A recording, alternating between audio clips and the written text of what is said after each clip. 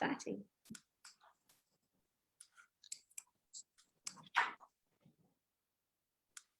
Hello, everyone, and thank you for taking some time to join us on the lunch hour today.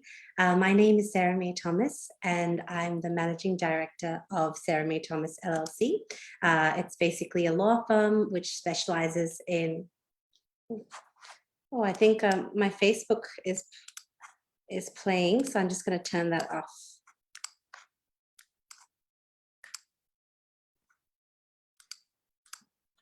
Hearing my voice on Facebook was a bit strange. Okay. And as I was saying, I run a law firm here in Singapore, focusing on family law, divorce, violence, and estate planning. And as some of you know, I've been doing a podcast as well. So that's pretty exciting. I run a podcast it's called the Legal Eagle podcast. And it's really just the lunch hour is really just a brainchild between a podcast and a webinar. And it was for all of you to glean from professionals like Fiona. We've got Fiona today. We've been speaking to some property experts, some counselors, some financial wealth planners, just to get a holistic view of maybe your legal matter if you're going through one, and how to navigate through it with a holistic perspective. So for today's webinar, I'm very excited to welcome Fiona Herbert from Alliance Counselling. Fiona is a registered counsellor, a family therapist, a registered social worker in the UK with 16 years of experience working with children and families. Fiona has a Master's of Arts degree in Marriage and Family Therapy, along with postgraduate diplomas in counselling and systemic therapy. Fiona also has a Master's degree in Marriage and Family Counselling. I said that. And she's a counsellor at UWC International School. She's been in private practice for 7 years, and she is currently undertaking her PhD in counselling and psychotherapy with the University of Middlesex, where she's researching the impact of international relocation and adjustment of well-being. Fiona is also a happy mum of 3 lovely children and has lived and worked in Dubai, Kenya, and Hong Kong before moving to Singapore 6 years ago. So get your questions ready because you'll have an opportunity to pick on Fiona's brain at the end of the webinar. So Fiona, welcome. Welcome to the lunch hour.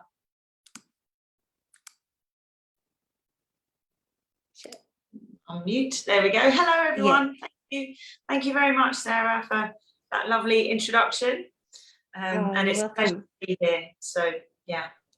Wonderful. So, Fiona, can you just share with, I've given you an introduction, but before we go to your presentation, could you just tell listeners a little bit about yourself? Sure. I was kind of born and raised in London in the UK.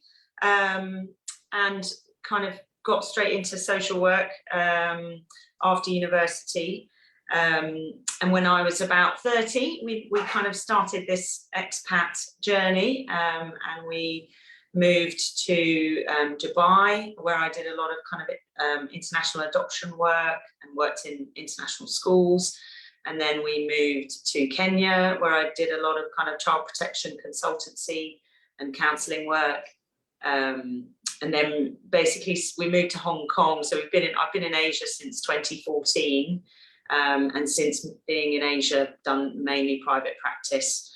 So working with couples, children, individual adults, and sometimes families too. So yeah, that's amazing, Fiona. So Fiona, without further ado, I'm just going to share my screen and we can start with your presentation. Thank you. Take it away. Thanks, Fiona. Hey. Thank you. So today I'm really just going to be kind of talking a lot about navigating the family unit. So thinking about family separation, thinking about the impact of COVID, thinking about the impact of kind of divorce or separation on children and how to kind of communicate that. So I hope you find it helpful. And we've got time for questions at the end, so really looking forward to those as well. Would you mind doing the next slide, please? Thank you. Okay, so you probably heard quite a bit of this, but I guess the main thing to take away is that I have a background in child protection in the UK, so some legal experience in family courts as well. So I'm hoping I can bring some of that to you today. And then there's just kind of a rundown of the different types of work experience I've had. So giving you some more background about me. Would you mind putting the next slide, please, Sarah? Thank you. Okay, so just wanted to talk a little bit about the issues affecting families.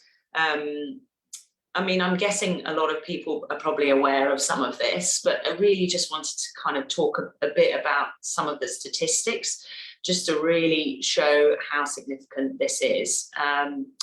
So as you can probably imagine, the impact of COVID internationally has been very varied, but one thing that's quite clear is that women, younger adults, and those of poorer socioeconomic status are definitely feeling the impact of COVID-19, perhaps more than those in different subgroups.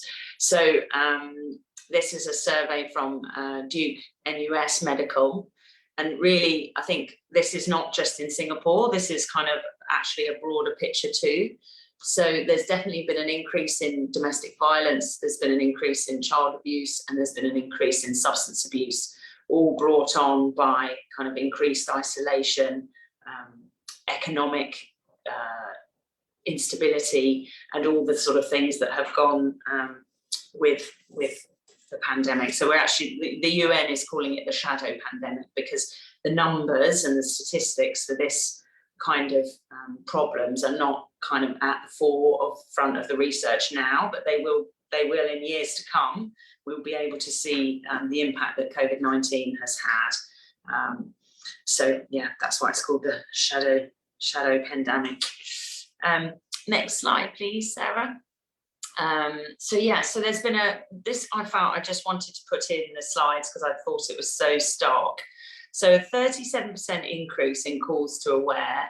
Now, hopefully you've all heard of Aware. They're kind of probably the most well-known charity that work with families going through sort of domestic violence. They're partly supported by the government, but they have a helpline, they have counselling, they have advocates. It's a really, really great resource. And they have this helpline, obviously, and the statistics show there was a 37% increase in calls just in 2 weeks after phase 1 last year. So the other problems, I guess, that have come up out of COVID is, without being able to go into an office, there's lots of stress on the home environment, and particularly those, I think, with young children have really struggled to get their work done in the way that they would want when they have children running around the house. Limited space has created strain between partners, you know, who gets the quiet room, who gets the laptop. And then you combine that if you have school children who are on home-based learning, that's a further stress, right? Because you have to kind of watch them and manage them. And then on top of that, that kind of lack of holiday or break between work and home is causing increasing people to suffer from burnout. And then also, of course, job insecurity. As we know, lots of people have lost their livelihood through the pandemic. So all in all, creating a lot of difficulties for families. I think one thing that I see a lot of in private practice is obviously mental health difficulties in children.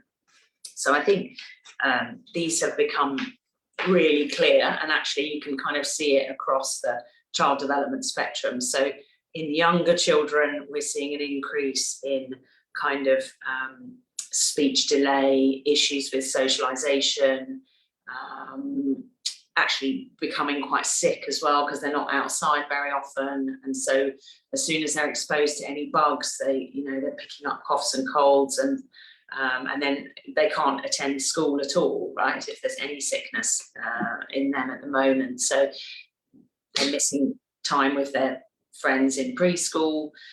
We're also having a lot of speech delay, partly because of the masks and the difficulty that children are having in trying to replicate speech from adults. And then we're also getting some sensory issues. So the way often a child needs to, its brain develops, they need to experience lots of different sensory stimuli.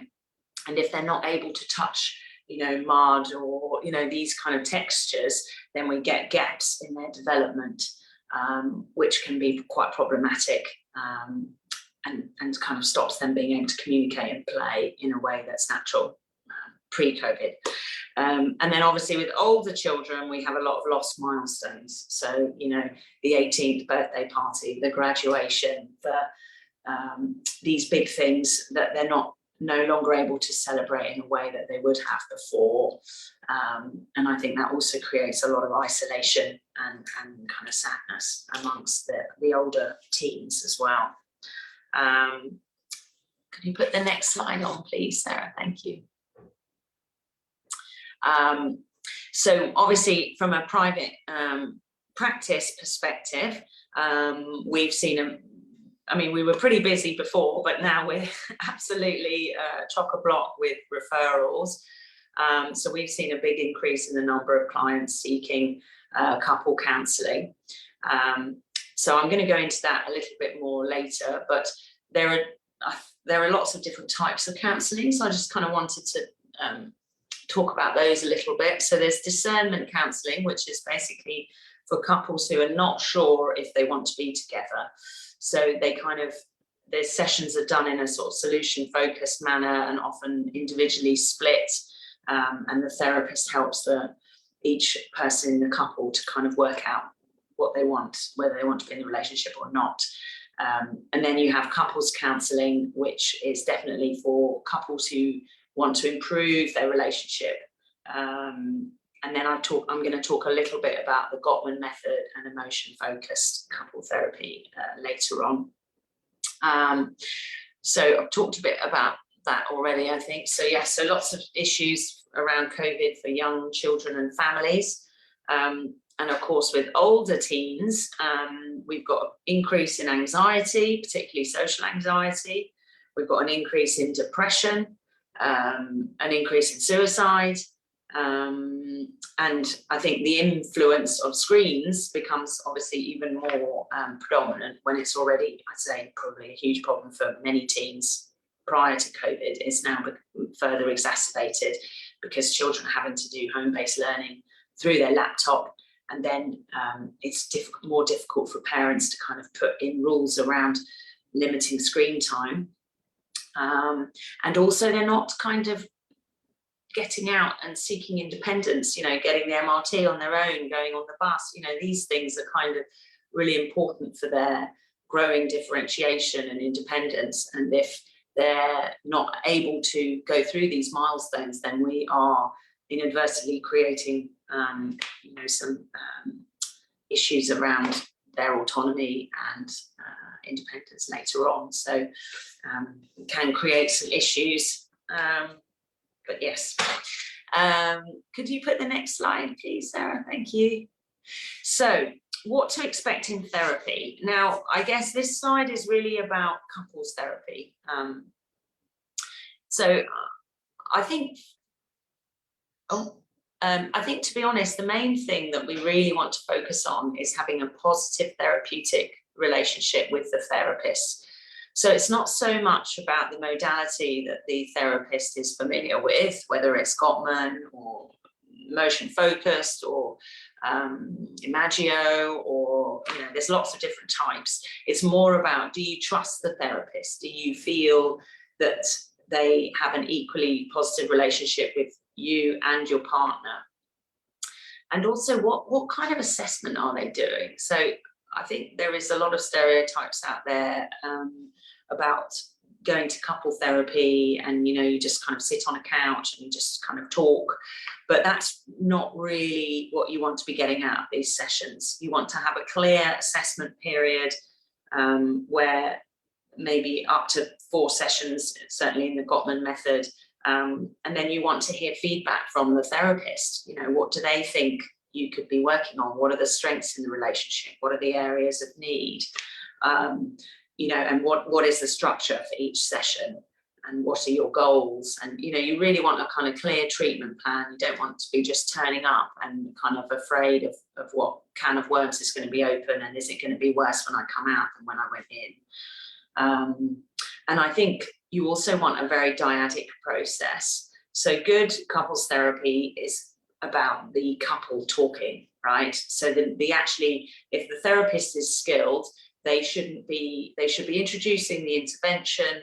They should be summarising, they should be helping each partner to kind of think and communicate clearly how they feel, but they shouldn't be talking throughout the session. The idea is that the couple talk, because obviously your role in the relationship is just to kind of come out, make the relationship better, and then leave. You're not going to be an ongoing part of the couple, so it's better that they are able to communicate with each other rather than with a third party all the time. And of course, confidentiality is hugely important. So I tend to work with my couples. I say to them, if I see you in a coffee shop in Singapore, I'll just ignore you, and please don't take that the wrong way, but that's just how I don't know who you're with, and I don't want you to feel that you have to say hi to me. Most therapists will take notes, but they should be stored in a sort of locked place, or hopefully on an IT system which is password authenticated, etc. Because obviously, if confidentiality is a concern, then that's really going to break the therapeutic relationship. And then, of course, my last point, intervention led, and that's really just obviously, like I was saying, you want a kind of clear process, right? We don't want to just be going in and meandering around all over the place. Yeah, that's it. Okay, next slide. Thank you. I think that one we've already done, right? Yeah, that's it. Yeah, thank you. So this is the Sound Relationship House, which is from the Gottman method. So some of the couples I work with, I use the Gottman method. There is a 4-session assessment period, and in the feedback session we often talk about the couple's relationship in relation to this Sound Relationship House. So this is something that I thought might be helpful to talk about, just so that we know what we might be hoping to improve in a relationship. So the bottom layer of the house is the love maps. So that's kind of the friendship in the relationship, like how strong is that? How well do you know each other? Do you know how you take each other's tea and coffee? Do you know, what's the kind of level of friendship there?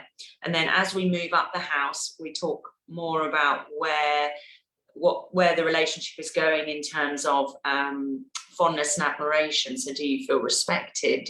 Are you pleased to see your partner? Are you respected in your role as a mother, as an employee, as a sister, as a daughter? Those kind of things.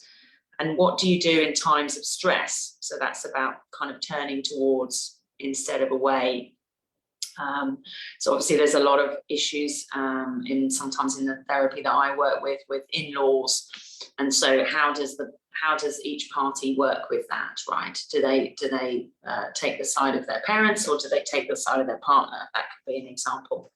And the positive perspective as opposed to the negative perspective. So sometimes when you've been with someone a long time, we get very stuck in terms of thinking about predicting their behavior. We almost think we can read their minds, you know, like, oh, he always says this, he never does that. And that's what we really want to try and avoid, and try to see the positive in our partner. So once we have a good grounding and we've built some emotional connection, that's then when we would probably tackle conflict. And most relationships that I work with, there is an issue with conflict, but we try to do it in a sort of manageable way. Because obviously all couples will fight, but my job as a therapist is to try to make you fight better, right? So that you can kind of feel understood and not necessarily totally solve the problem, but at least feel heard. And then the top of the house is about your kind of goals together and your values and kind of how you share your day-to-day life. And then obviously trust and commitment is probably the most important part of the process. So if one partner is definitely not committed to the relationship, then it's really difficult to make inroads into improving the relationship if the commitment is poor. And of course, the trust, sometimes if it's broken, takes a long time to rebuild. So that's also something that I tend to work on. So yeah, that's it. Thank you, Sarah. Next slide, please. So this is a kind of a concept from emotion-focused couple therapy. So emotion-focused couple therapy is it's a model that's come out of the UK. There's a lady called Sue Johnson, and it's based on the concept of attachment. So there's this idea that obviously when we are fighting with our partner, what we tend to see in ourselves and in our partner is just the behavior, right? So that's the shouting, the slamming doors, the red face, etc., etc. But really what's underneath the behavior is what we want to get to in couples therapy. So say, for example, I'm feeling very upset and I'm definitely the shouting person in the relationship. But underneath that anger might be, a real need, right? So a primary emotion of I don't want to feel lonely, or I just want to feel supported and I don't. So I'm trying to get my message across through anger or conflict. So we're trying to reach the unmet attachment needs and kind of talk this through in therapy. So it's a little bit less practical perhaps than the Gottman approach, which is more sort of, I'd say, behavioural, but they both have their pros and cons, and hopefully the therapist that you see will be trained in at least one of these methods. There's also other couple methodologies out there. There's another one called the Enneagram, there's Imagio. So these are all things that you could ask your therapist, in the first session. So what modalities do you use? Can you send me any information? Can you tell me what to expect in a session? Those kind of questions would be really helpful, just so that you kind of know what you're getting in for. Okay, next slide. Thank you, Sarah. Okay, so this is kind of my slide around what to do if you're considering divorce. So I think that for a lot of couples, there's this concept of, well, maybe we tried couple therapy once, or my partner won't attend. So the next thing to maybe think about is, well, do I want to separate or divorce? So I guess Sarah will obviously be able to help you with the legal side, but from a kind of counselling perspective, what I really try to do with couples is to understand the full background of the relationship. So what is the timeline? What are the highs? What are the lows? What are the transitions like in the relationship? Is this the lowest you've ever felt, or have there been other times when you felt low and you've managed to kind of become close again? And how did you do that? And what are your expectations of your relationship? Are they realistic? Have you managed the transitions from being a couple without children to a couple with children, or even living outside of Singapore to living inside Singapore? So these are all kind of things to think about, I guess, that could be environmental factors and might help you think through whether or not you actually want to think about divorce, or whether you think there is still some hope and potentially therapy might further help the relationship, right? So what are the reasons for staying together or for separating? Why are you with your partner, I guess, right? That's a really important thing to think about, because the reasons why you first got together may not be the same now. And do you have the same hopes and dreams for the future? And I guess, and are the differences, are they sort of showstoppers? Are they game changers, or are they things that you can kind of work through and accept? And if these are questions that you're really are going kind of round and round your head, I would really recommend to seek some individual therapy, because I think in those spaces, a therapist can really help tease out what you're kind of looking for in a relationship and act as a sort of sounding board. And you can do this on your own before you even talk about separation or divorce with your partner. And then I think it will help you really clarify what you're looking for. So I definitely recommend that as well. And then, of course, consider children first and everything else second. And that's really just about prioritizing, I guess, because obviously I know in the heat of things with your partner, if things are going very south, it's easy to get, you know, to let that issue kind of maybe not be at the forefront of your mind. But if you have children with your partner, you'll always have to have some sort of relationship with them. So that's another reason to potentially seek discernment counselling or couple therapy, just so that you can become better communicators, because even if you are separated or divorced, you'll need to have some relationship if you have children. So yeah, thank you, Sarah. Okay, sorry, it's a bit of a busy slide. I hope everyone can read it. So this is really just some recommendations for sort of speaking to children about divorce. I think obviously the age of the child and the situation around the divorce will be important in influencing how you talk to the child, but these are just some basics for you. Obviously, I think it's important that you jointly explain to the child. So if one of you explains and the other parent is not there, then the child may think, well, it's their choice, or the other partner doesn't want it, or so you really have to try to have a teamwork approach.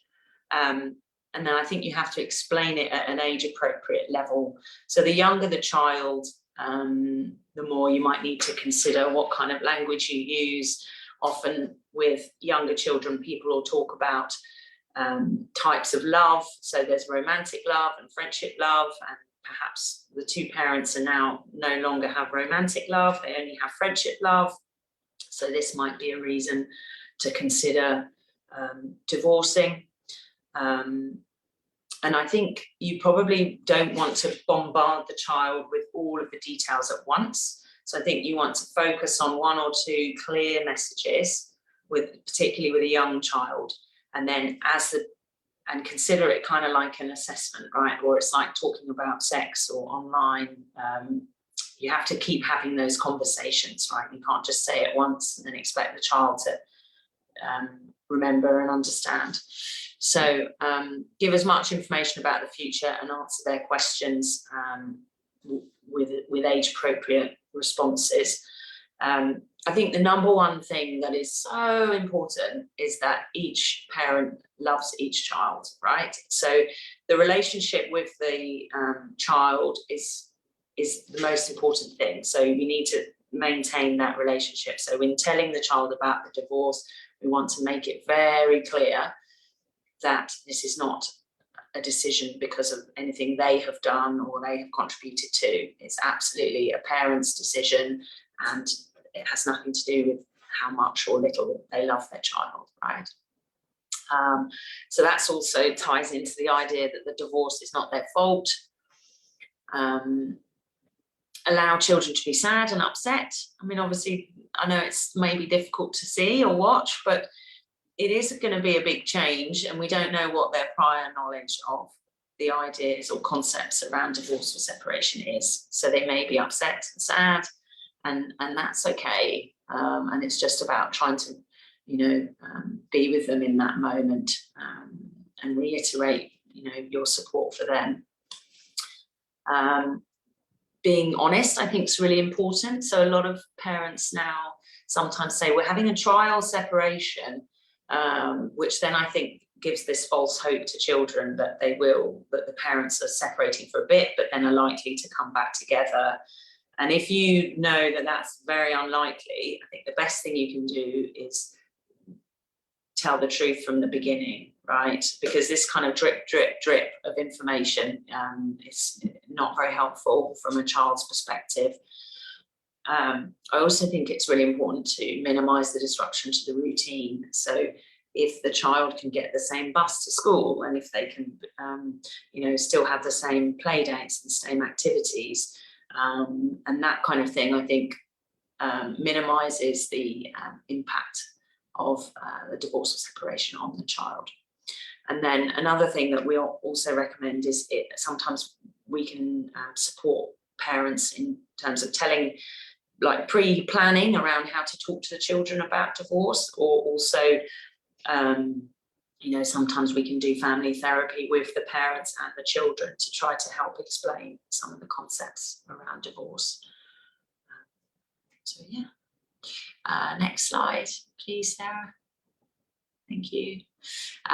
So in red, speaking with children about divorce, the don'ts. So, I mean, this is probably 101. I'm sure most of you all of you probably know this already, but just to kind of reiterate it.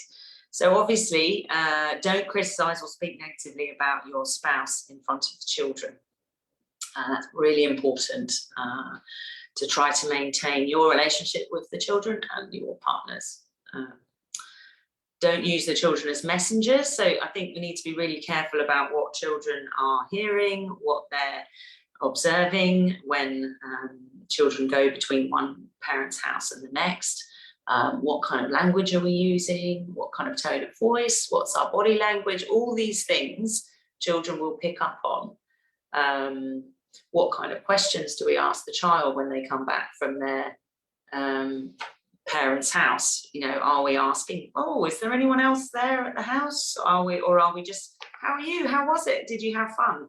That's very different to trying to work out who was in the house when your child was there, and those kind of things.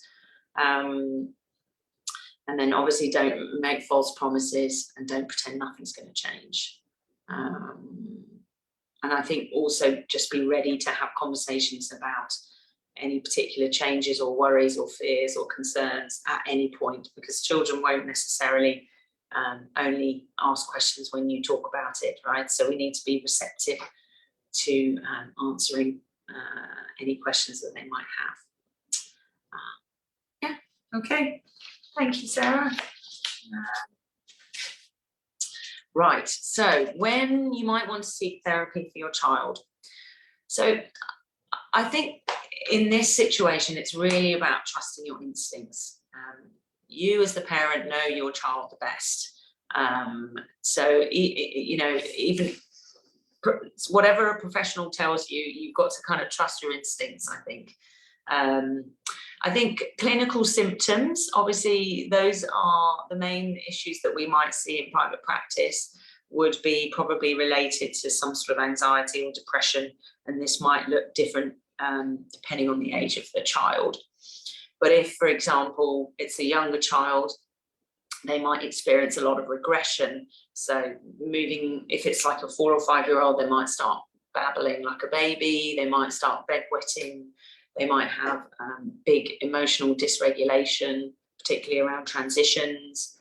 They might suddenly decide they don't want to eat particular food, or they can't sleep. So these are things, and if these continue for sort of a 3-month or more period, and there are also other people, people at school or other people in the child's network that are noticing these issues, then I think that is definitely a time to kind of seek help. Most therapists, if the child is young, I'd say under 12, will want to meet with the parents first. So that is a really good opportunity for you to go talk about your child, explain your concerns, and then get some ideas. Even if you decide not to take your child to see that therapist, you can at least get some parenting resources and hopefully some reassurance. In older children, anxiety and depression we also get a lot of sleep problems, children lacking in energy and motivation, somatic issues, stomach problems, or the problem is, I guess, is these could be caused by many things. So what we really want to do is find out what's the reason, right? Is it maybe their friend has left the school, or maybe they're being bullied, or there could be lots of different reasons for changes in your child's behaviour. But I think the thing that might push you more towards seeking professional help is if there is a sort of sense of combined losses. So, for example, in one summer, you know, a grandparent dies, and then there's also a parent's divorce, and then there's also, you know, bullying. You know, those three things together might make it difficult for the child to cope. So I think it's just about being aware of what's going on in the child's life and outside the family as well. So yeah, thank you, Sarah. Next slide, please. Q&A. Okay. Wonderful. Thank you so much, Fiona. That was No very problem. informative. So for all the participants, feel free to type in the Q&A if you've got any questions. But Fiona, I might get started on some of the questions that have come through. So someone's asking, is it worth doing couples therapy if my partner is not interested in doing it at all?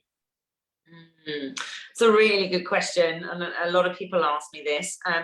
I would say yes. I think if you can get your partner to attend even one session, they can hopefully sort of engage with the therapist, understand more about the process, and you know, most of the time, certainly in Gottman method, the assessment period is up to 4 sessions. So perhaps you can negotiate with your partner, you know, please come along. You know, if you're not engaging and you're not interested after 4 sessions, then, you know, we'll think about something else. But, and then you're kind of giving your partner a sort of get out. I mean, the other alternative as well, obviously, is to seek individual therapy, and then the therapist can kind of give you long arm couple therapy support, but it's not really the same as having this sort of dyadic process that you would have with couples therapy together. Yes. Yeah. Okay. And how many sessions does one need to go, you know, to see some progress in their marriage? Oh, well, I guess it kind of depends on the issues. I mean, I think there's a statistic out there by the Gottman Institute that most couples go to couples therapy between 5 and 7 years too late. So if you've had problems in your relationship for a long time, it's not really realistic to expect that after 3 sessions, everything's going to be fixed. Under the Gottman method, we talk about between 10 and 14 sessions. So 14 would be with the 4 sessions of the assessment period, and then 10 dyadic couple sessions, if there are no extenuating circumstances. So no drug or alcohol issues, no mental health problems, and no affairs. But having said that, I sometimes work with couples for a year and a half, or the short, sharp 10 sessions, and then they'll come back in when there is a crisis, but otherwise they're fine. So it really depends on the couple, but it's a bit like going to the gym. You know, you can't go one, expect a 6-pack kind of thing. Yeah. You know? So, yeah. It's an ongoing process, and I guess it's different from couple to couple. Yeah. Okay, so someone's asking in the Q&A. Thank you. That was really interesting. Can you talk some more about what's involved with child therapy? What types of strategies do you use to get kids to open up, and what do you do if your partner doesn't think the kids are struggling? Okay, yeah, sure, that's a good question. So I tend to I have a play therapy qualification as well. So if the child is sort of, I'd say under 10, I tend to get out lots of sort of games. I have lots of conversation starters. I do lots of icebreakers. I have a sand tray, and sometimes I do sand tray work. I have puppets. I have like a whole kind of box of toys. And I guess I just try to get to know the child at first, build a rapport, and then in that first meeting, I would also have some alone time with the parent or parents, and I would try to work out what their concerns are and see if they're aligned with what I see or what the child is sharing with me. And then the subsequent sessions would just be with the child, and I would try to obviously work on the goals. You know, for example, if it's fears or phobias or anxieties, I would try to get to the bottom of that and regularly feed back to the parents in case there's things they can be doing at home to support the child better. You tend to work with schools as well, so it's quite holistic. Yeah.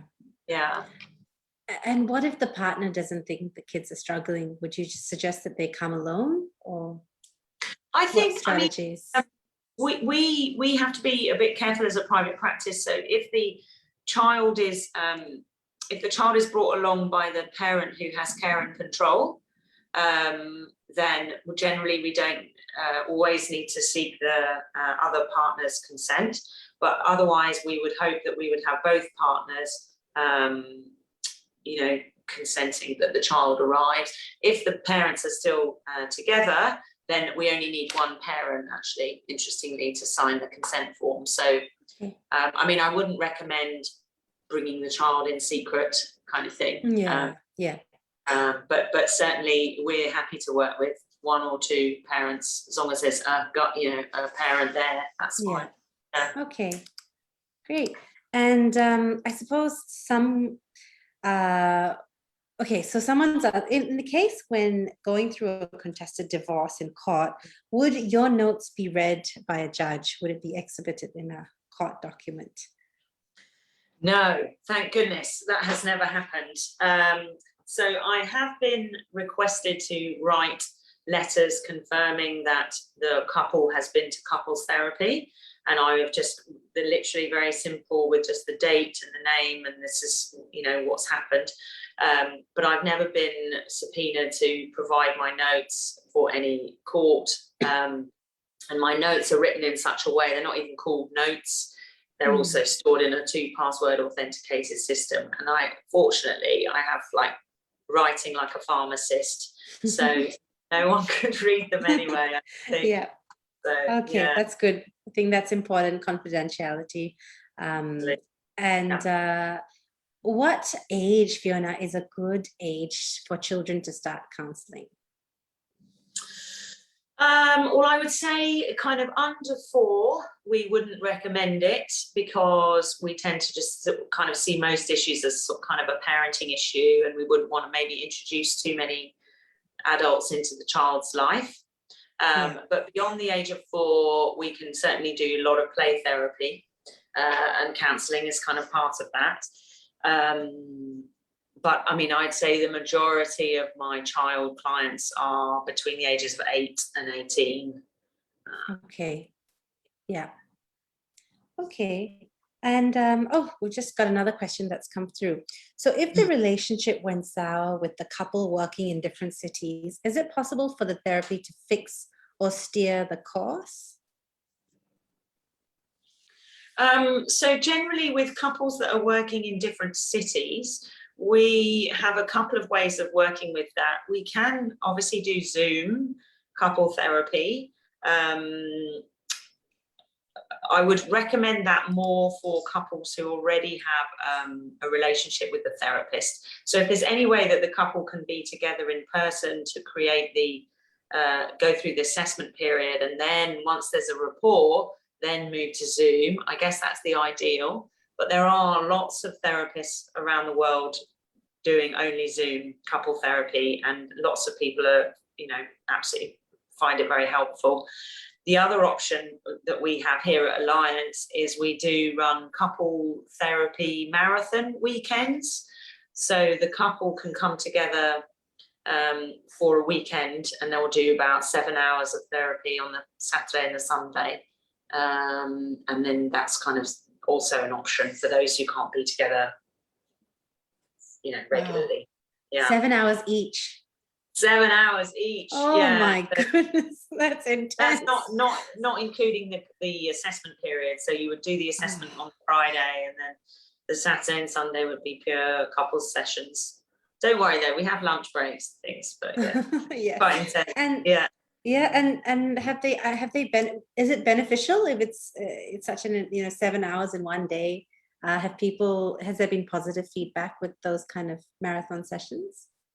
Yeah, I mean, definitely. I mean, pre-COVID, we used to have a lot of couples fly in from Vietnam and Jakarta and these kind of places because they found that they just kind of they knew what the issues were, and they just wanted to really focus and really and also, couples therapy is quite grueling, and it's difficult with people's calendars to always match up.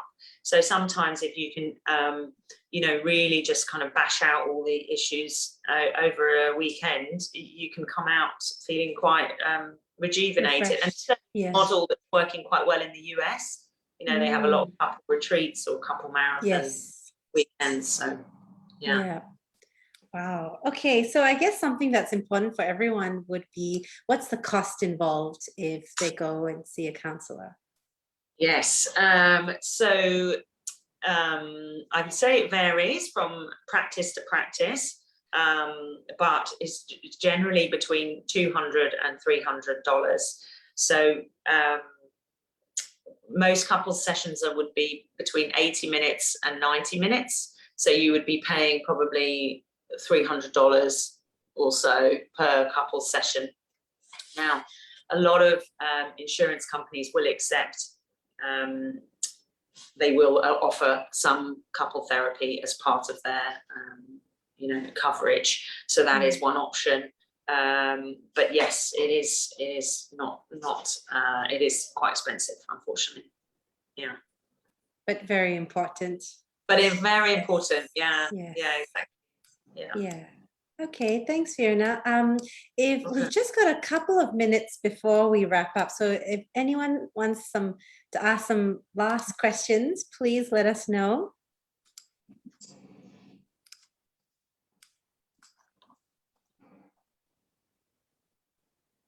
Okay.